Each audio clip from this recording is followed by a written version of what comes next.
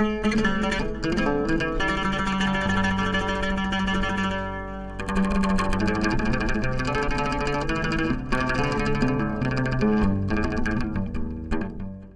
this, I'm just going to prompt the next panelists to talk about themselves and the work that they're doing. This panel is about inclusivity and accessibility and sort of how do we get our disabled members of our community to participate in life with us fully.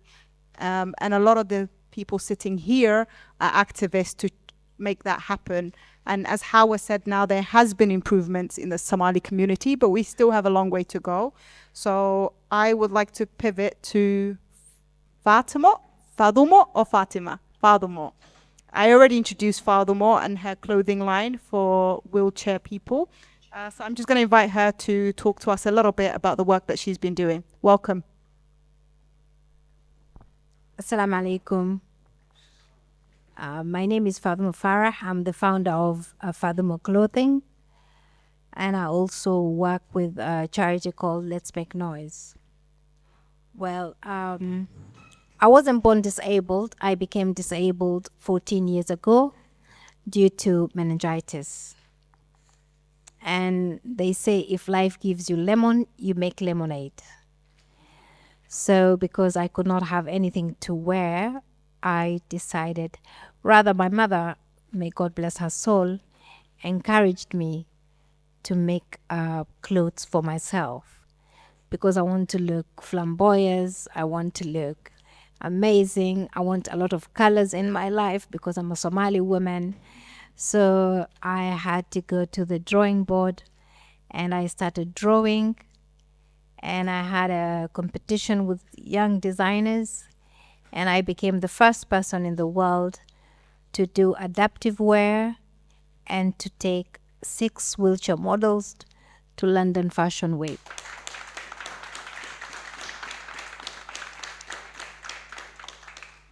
Well, the other community was cheering on me. My own community was saying, "What's so walate?" I was asked, "What do you mean by wheelchair clothing?" But I said, I said, I am not begging the Somali community. I am asking the other community to buy my clothes because my community is called the disabled community. I don't see myself as a Somali woman. I don't see myself as Fadumo, but I see myself gone to another community. I belong to another community. I belong to the disabled community. When I was walking, I really wanted every child in Africa to go to school. But today, I want a disabled child to go to a school. I want to help a mother with disabled children because as a Black woman, not only do I have a lot of hurdles in this country, but I know my community back home have got a lot of problems. For starters, they're going to be called a lot of names. They don't have the facilities that I have, even though I have to advocate for myself here. But I'm in a place where if I advocate, I can get. And nobody's going to call me Father Mujis. But back home,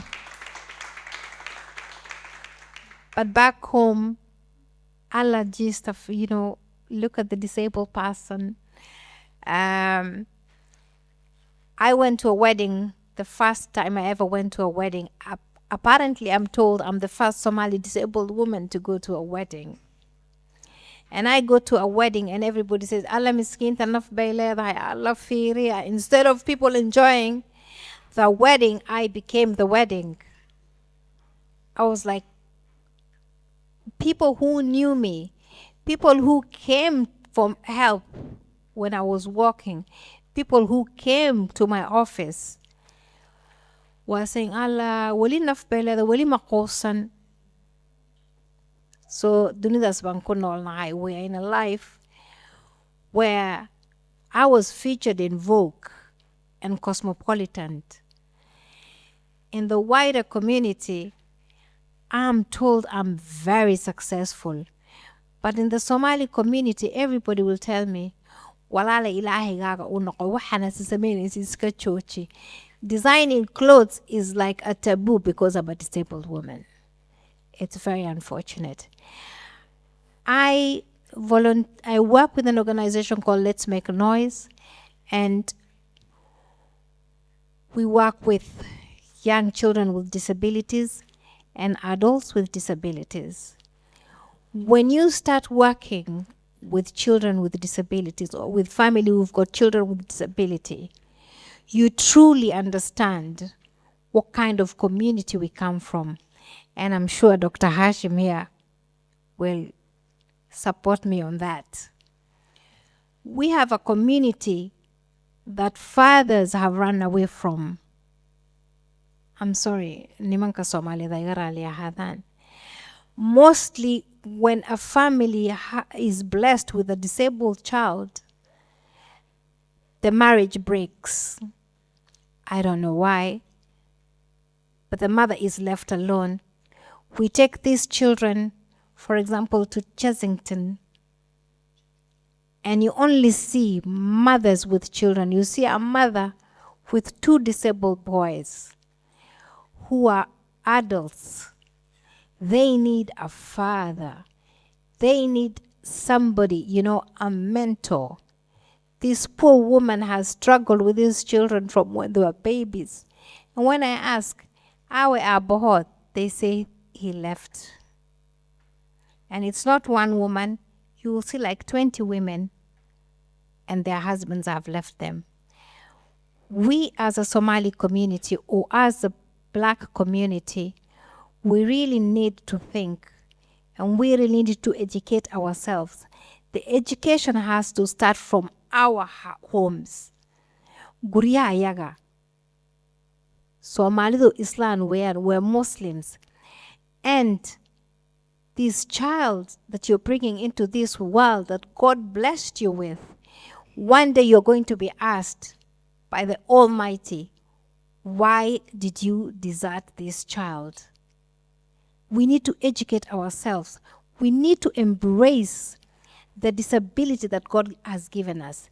This is qadr. I'm not going to cry and say, "Oh, I'm not going to get depressed. I will say, Alhamdulillah, Allah gave me that life before. I enjoyed. I was a beautiful woman. I rocked that life. I'm still a beautiful woman. Alhamdulillah, al-shukla. And I'm rolling this life with my wheelchair."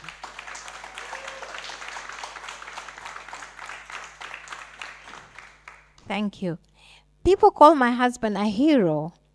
And I ask people, "Why do you call my husband a hero?" "Oh, because I go choose Wukula Choga." No, he's not with me because because he's not with me because of pittiness. He is with me because he doesn't see the wheelchair. He sees the woman on the wheelchair.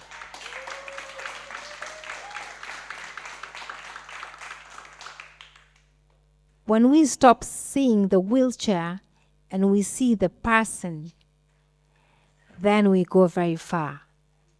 So let's start educating ourselves. Let's not look at the wheelchair. Let's not look at the crutches. Let's not look at the child with autism and we say, "Unuk hanusan bay haystan." By the way, I ask people, you said this child is sick. This child has a condition. The child is not sick. But you who is saying this child is sick, has cholesterol, diabetes. Who is sick? In my opinion, you that saying this child is sick, boy, you're on so many tablets, you're the sick person. So anyway, I think I've taken so much of your time.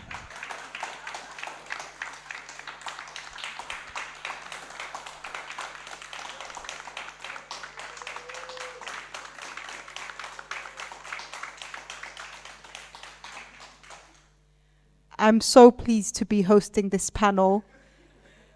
but I'm also so ashamed of my community. And I think we just need to start to do better, to actually try to do better as a community, to take advantage and include into our community people who have so much potential, who are so successful, who are so hardworking.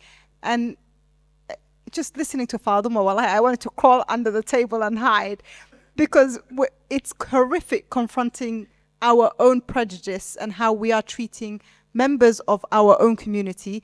I want to bring in because Hashim, because this is his daily work, confronting our community and all their prejudices and biases. So Hashim, welcome. Thank you. Last, I changed that title.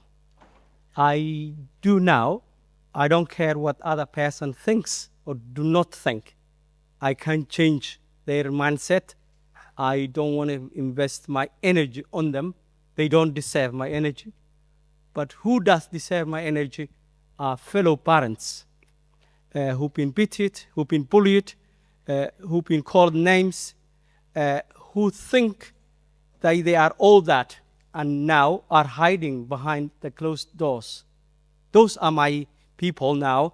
Those are the people who I tried, because after 25 years saying same thing and no results, I confronted with sheikhs, I debated with them, I tried to put the torch inside the mosques and talk about this thing, because doing under the carpet, unfortunately, as Fatima rightly said, it is under carpet. And I don't want to waste my time trying to undo that, because it's not worth. I don't have all that life ahead of me. 25 years is enough now. What I do now is to pick up the phone in the middle of the night. A distressed parent is another side. All I can say to them, I'm not a doctor by profession, but I worked for NHS a long time, and my job is community worker. What they do is to train you in the things, and then you have to make that miracle and talk about the thing that they tell you 48 hours before in front of people, and talk about those things. And Allah blessed me with the communication skills. I cannot write if you tell me to write, but I can talk until tomorrow. That's my skill as well. What I do now is to make sure that that parent is not alone. That parent can call me anytime they want. That parent is not a circus that everyone wants to watch. The other thing that now is become a bit difficult is people to talk about and find a pity or mercy. You can't change what is on you, but what actions are you taking? I ask that. Why you have to bring somebody's a son's picture and talk about their misery? What is it that you're doing? That's what we're doing in Somalia. They're filming children with chains who otherwise, if they had a good schools, could have become educated and do a lot. But because of the society, they end up in those situations. But what we do, we film them and then say, hey, this is what is happening. It's not, it's cruel. So instead of doing also that part of filming things, we do action. It's my wife who should have been here. I take the credit. It's not due on me, as Fatima said, quite rightly. She's the one who did everything. And now she's doing a good work in Hargeisa. And what we did is we didn't go around and say, hey, can you fund this, put some money here. We put what we were in our pocket to make sure that back home people have something. And not only training the young people who are now all the graduates in the university and no jobs into that a provision. Almost now 15 people are working there and getting their livelihood from there and getting its skills. The other thing we do is to make sure that I show the child, the parent with a small child, what they can be if the parent, I always put the burden on the parent because they don't have a network. I'm sorry to say that, but I have to say them blindly to them, and they listen because I walked that road. That small child can become 25 years of age like my son. My son become now a bit of celebrity. When I show around, they think, oh, he's showing off. Yes, I show off, but not to you. I don't care your pity. Don't say, oh, he can talk, he can do, he can. If you put work on your child, that's what I preach now to other parents. If you work, whatever it is that it is you have now, forget about what the world will say to you. Please make sure you invest, even if you are in the West, because what we find out now, and I'm sorry if local authorities and NHS are here, they babysit our children at institutions, and that's unfair. So if you are not active parent in talking to them, in trying to make sure that you have a plan and make sure that you do the work, that time will go fast. I talk too much, stop me. And I thank, by the way, Ayan, where she's hiding. Yes, now the ladies are majority, but she made as a politically correct add one man to the panel of women. Thank you. But I'm privileged, as the Italian says, beato tra le donne. I'm not even attempting to translate that. He who is with ladies is blessed. So I'm blessed tonight. I'm very blessed. Thank you, Hashim. We'll probably come back to you. I do want to say it is incredibly sad that both Fatima and Fatima and Hashim have completely given up in trying to dissuade their communities from our delusions, I guess. But I think two very important things: the fact that when we do try to engage, we treat our disabled members like as if they're in a circus, whether we're trying to, even when we are trying to do good. So just even the approach that we have shows how much we're lacking in understanding and asking them, how do you want me to engage with you? I want to bring in Julia because her PhD was working with women in Western Uganda. And here she's an advocate and a researcher at Inclusion London to kind of broad our shame out to the rest of the communities, both in Africa and here. Julia, welcome. Thank you. Can you hear me? Yeah. Thank you so much for inviting me. I really appreciate it. So the first thing I want to say is that everything that you've said is not just about the Somali community. I recognize these stories from many other communities as well, across London and also in Uganda, including the British community in London. I'm not saying that there aren't any specific problems that are related to the Somali community in particular, but a lot of the kind of the stigma, the misunderstanding, and the breakdown of families, actually this happens in other communities as well.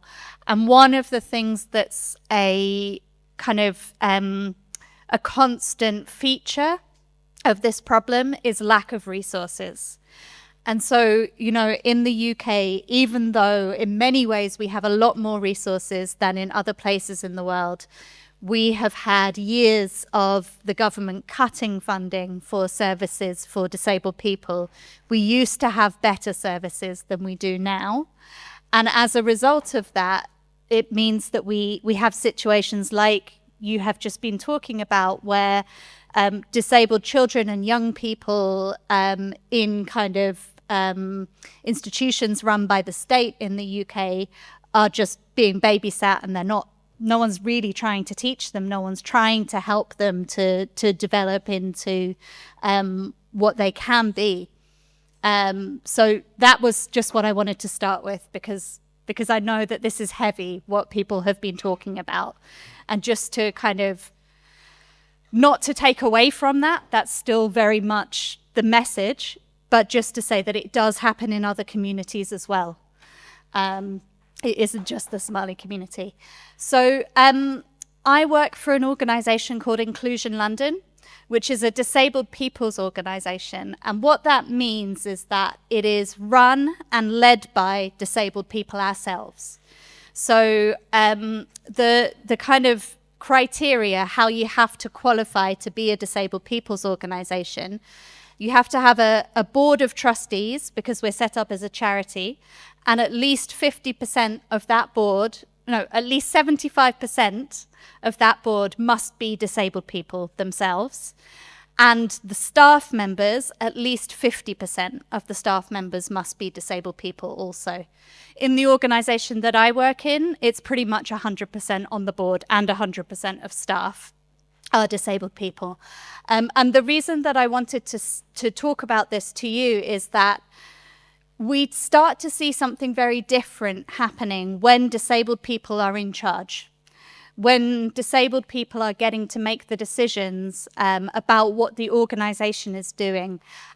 Personally, this job I started about 2 years ago.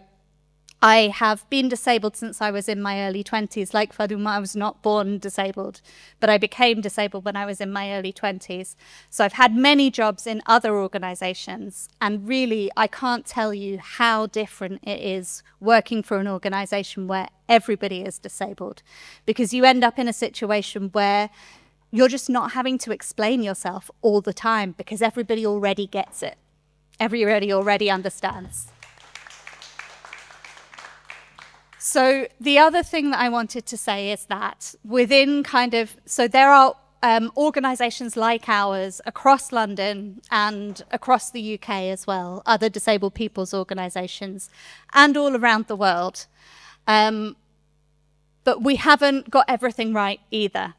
And one of the things, particularly in the UK, that can be a problem with the disabled people's movement, which is kind of how we explain ourselves, is that it isn't always inclusive of all communities, and it isn't always inclusive particularly of people of colour and people who come from communities that are in a cultural minority in the city or place that they live. And that is definitely still the case in London with the disabled people's movement. You can see Inclusion London were invited to come here today, and the person that they sent was me. I'm a white woman, and I'm here speaking to a Somali community. We do have members of staff who are not white, who are from various other communities, but we do have a problem where the majority of people within our organisations are still white.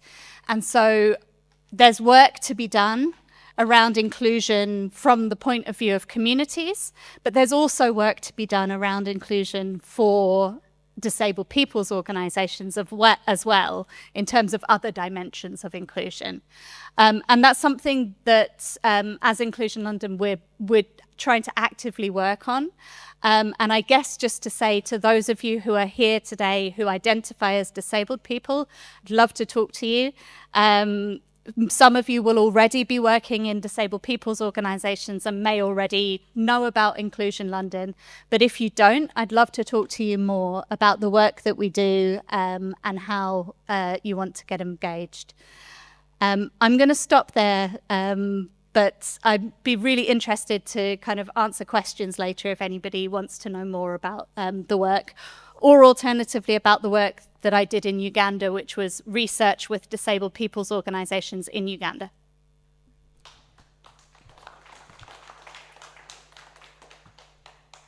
Thank you for that. I am going to leave a lot of time for Q&A in a little while, but I want to bring Hawa in, and then probably Hashim, just to give us a bit more details about some of the work that's happening in Somaliland. He alluded to some work being done by his wife, and I know Hawa in her activism for deaf schools in Somaliland, in Borame, in Hargeisa, and in Bur'ab, by her and her classmates. Where? In Bur'ab, Borame, and Hargeisa, or just the various cities in Somaliland.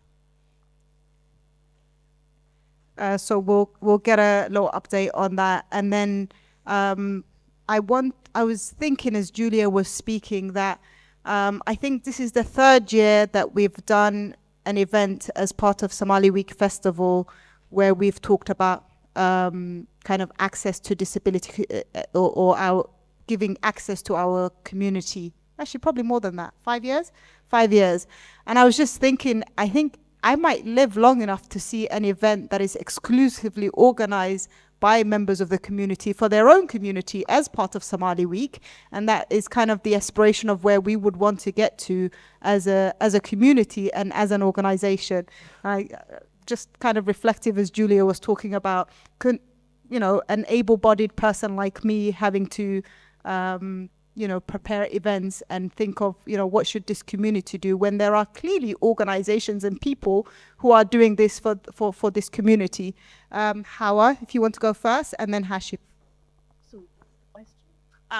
Just an update on if she wants to tell us about some of her activism here and in Somaliland, and Hashim, if you want to give us details about what's happening in Hargeisa. Thank you very much for that. So in relation to my activism, it's very specifically about Somaliland. It's in the development, and it's carrying on doing much more activism about the improval of education of the deaf community. So I'm carrying on from what Anna has put in place already, and carrying on. I'm caretaking it and supporting what has happened back home, and because that place is part of my heart. So every year I go back to have an annual checkup to see what's going on. As we always are adding more teachers and having more, and we've also developed a deaf club so people could come and socialize together. And we also have opened up a mainstream school so that we have hearing and deaf children working in conjunction with each other. And then later, one of the things we're talking about, having a deaf center in the main city.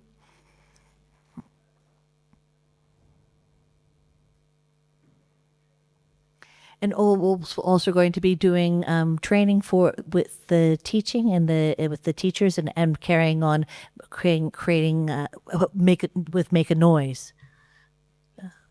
Let's make a noise. So we're carrying on with making a noise in our campaign so that people could know that we are going forward.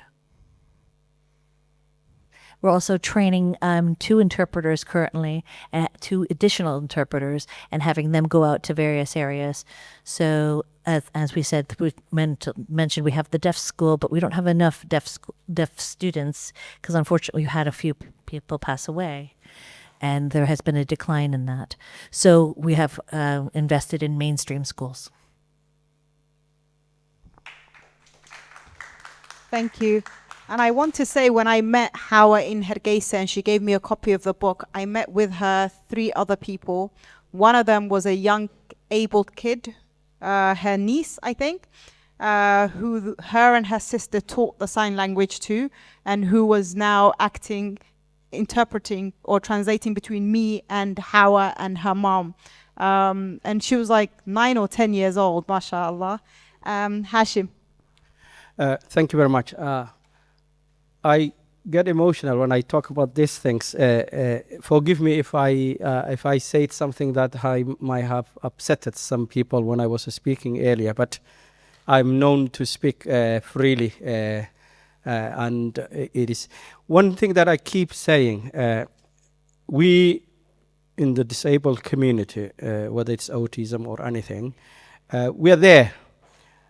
Please, if you're not helping, you have every right to refuse your assistance to us, but at least don't hinder. That's the message I give everyone.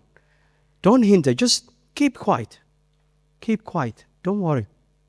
Find any other things to occupy your time with other than talking badly about us. Really, that's one message now, one line I developed in talking to the people. What we do, it's a drop in the ocean, and I'm sad to say that. That's the drop we could afford as a family. We built with Allah's help and guidance, and it's a circumstance that it was not our making, because her mom got sick and she had to take care of her mom in Hargeisa. And that's when she came up with the idea of saying, look, yes, I have all the help here, but what I can do in my spare time is to open a center. We call it a center. We cannot call it a school yet because of legal ramification on that word. What we do is just to make sure that the children are not confined in four walls, B, encourage parents to be proud and bring them out, C, to make sure that they communicate. I hate the word non-verbal. My son, they used to say non-verbal, but now he talks. It is not. The communication is not word, it's not verbal, it's not only language. So there are a lot of ways that they can communicate, picture exchange, sign language. My son, when he's in very difficult, he will use sign language to tell you what he wants, which is coming back to the powerfulness of the communication. What we're trying to do is to make that children to integrate to the society with minimum of understanding around their surroundings, minimum to understanding where they're going, and instill in the community that proudness of being there. But we are miles away, but we can't wait for perfect storm to do things. We do what we can.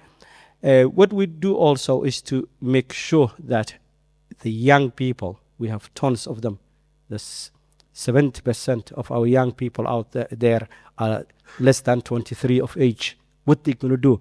So teaching them in that compassion, trying to make them understand that they can have this feel is more important. Last but not least, here in UK, we advocate as much as we can. You see me sitting into many school when their tribunals, the parents are being refused to get.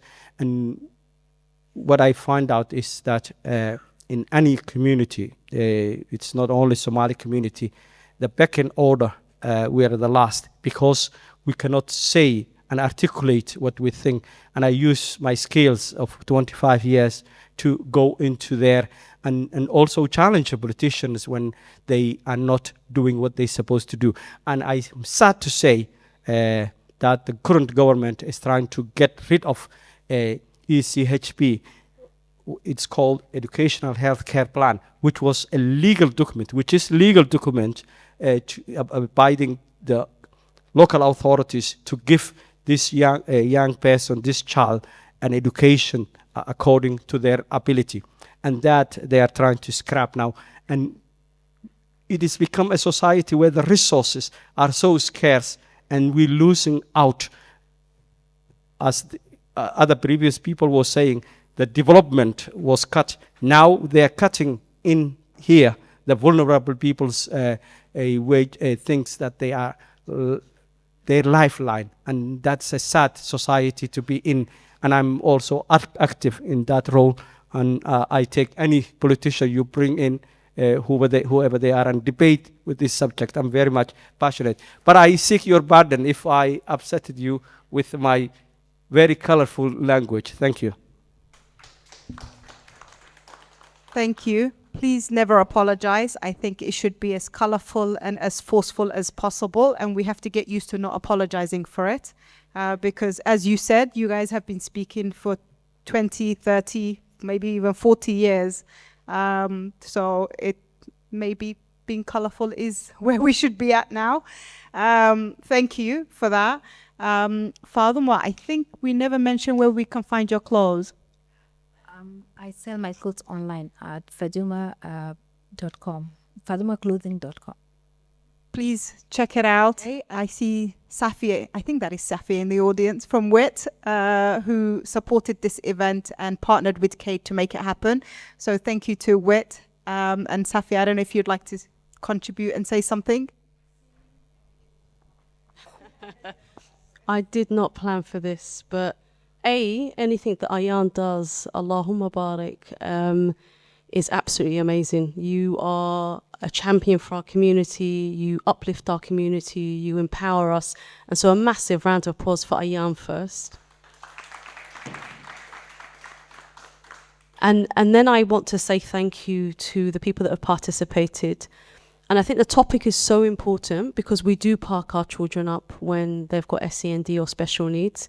And then that parking up really does further damage them, I think, definitely with the challenges they have. So becoming an adult becomes even more challenging, 100%.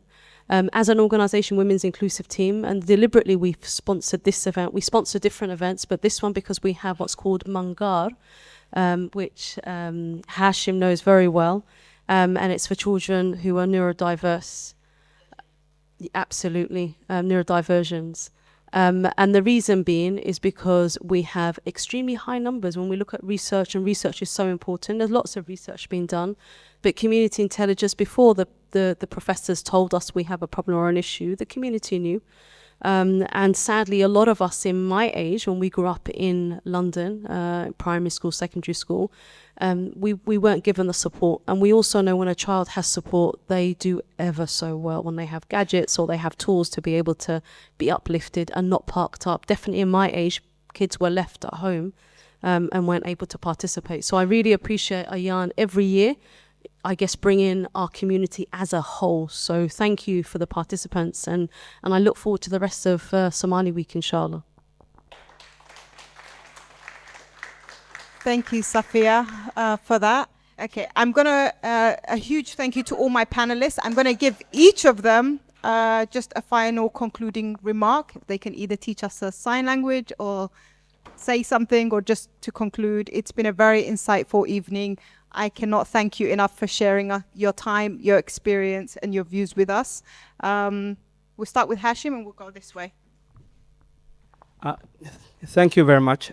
I want to tell you the name of the school, the center, Lifeline Hope. Lifeline Hope is in Hargeisa, Jigjigayar. If you happen to go to Hargeisa, we have open door policy. You can go unannounced, so you can see by yourself. All you need is just for security reason to talk to the staff beforehand. The other thing is also in every April, I will come all of you to have the event in for Autism Month. We do a fundraising, and our aim this year is to buy, and I keep saying that, to buy a minivan for the children. After we do the center, if the city is not ready to bring with public transportations yet, and the children are being called names inside the bus, and the parents cannot afford a taxi every day, it's a shame. It's a resource there, but yet under capacity. That's shameful. So what we are trying this year, and I will come all of you, especially the three gentlemen sitting at the back, for your help. They know who they are. I single them out. I will come for you all, and I become a bit of a beggar. And when I'm begging, I put aside my pride, because I beg for these people who are disadvantaged. I beg for those. I will not think 1 minute about my dignity, or when you say no or you don't say no, I will do that pleading. Please, believe you me, when I do it, and all the way. And I thank Kate for the second year hosting this event and inviting me all the way from Leicester. Anyone from Midland? Oh, they didn't come, but they will see us from elsewhere. Thank you ever so much for having me.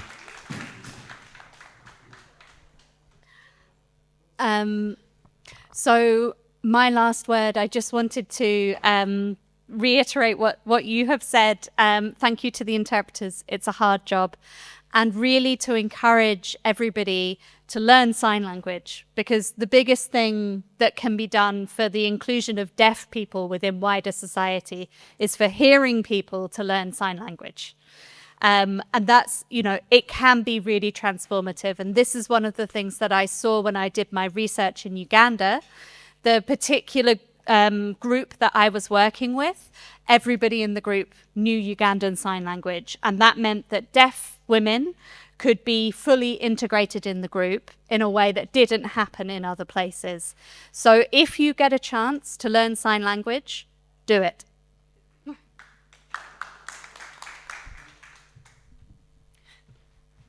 Well, thank you very much. An incredible, beautiful evening, and thank for being invited to the event. Also, thank you for having the Somali Week itself, as well as having interpreters for the entire festival as well. I've been learning more about the community, and I feel very proud to be part of it. Thank you so very much to Zara, and to Fatima, and to Julia, and everyone else who's been working out. This center has been such an education for myself as well. I have actually here something that could be useful.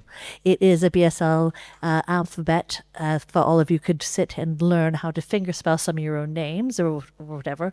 So you could look at that before. I think some of us have had some of this earlier. We had a presentation of that sort of thing. One of the things that Ruth was saying in relation about the complex aspects of the book. Some of the things about Anna was because it was perfect for the time and perfect for the things that happened. And one of the things that was is that for myself, in relation to the context of what was going on in life at that time, and for Anna and for Somaliland, I think your story is quite incredible and beautiful, and to have an understanding of her world and what she tried to accomplish, and how her work affected the world. And it's also incredible to understand how important it's been, and carries on. Her legacy has carried on. Thank you so much. Thank you. I am just so honored to be here, to be part of this panel. I feel like I'm in awe of you sitting on it, and I just feel like I'm learning from you. Thank you, Hawa, for what you have done in continuing Annalena's legacy. You are Annalena's legacy, and I see that in so many other people that I've met as doing that, writing that book.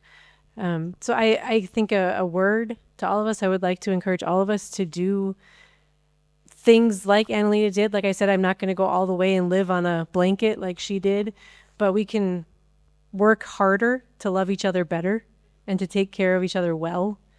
And so that's what I take away from her story, and I hope we can all do that.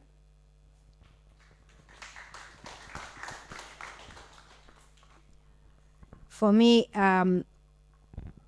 what I would say is, if you have a disabled person in your household, if you have a relative who's disabled, embrace them, be proud of them. Don't hide them, don't think it's a taboo, it's a ebb. It's a blessing. And I'm really proud to be here, and thank you very much for inviting me, Ayan. And it was a lovely evening, lovely panel. Thank you very much. Thank you so much to all my panelists. Thank you to the audience and everybody who participated, BSL interpreters and translators. Thank you again.